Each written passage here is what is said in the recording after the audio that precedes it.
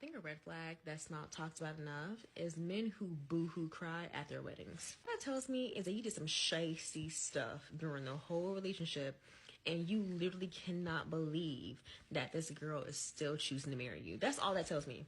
Okay, I'm not going to talk about this girl because a lot of people are talking about her, and I'm just going to tell a testimony, and that testimony is my dad's and my mother's, because my dad is a crier, and on December 28th of 1980, those two got married, and my dad boo-hooed, okay? Now, she thinks that if somebody was crying, that means that they probably were doing something shady. Both my parents were virgins when they got married, and my dad was just extremely happy to finally be getting married and getting married to a woman that loved him, that shared his values, and he just couldn't help himself.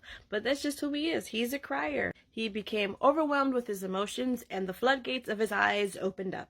Now, my mother is not a crier. The woman barely cries. Maybe if someone passes or at a funeral, you know, there might be a couple tears that she'll dab, but she's not a crier at all. If you know Star Trek, the woman is a Vulcan. Like, acts and expressions of emotions is completely illogical to her.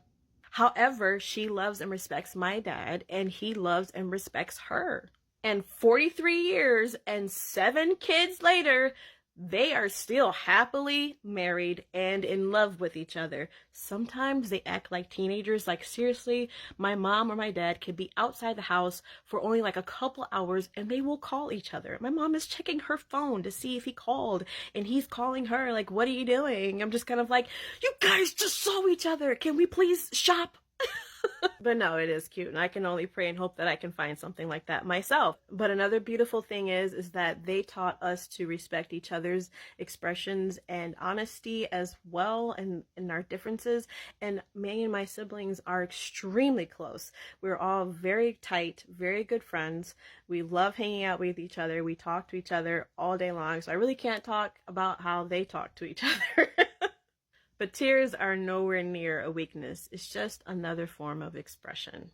Side note, my dad also officiated my youngest sister's wedding, and he boo-hooed the entire time. Almost didn't make it through the ceremony, but it was awesome.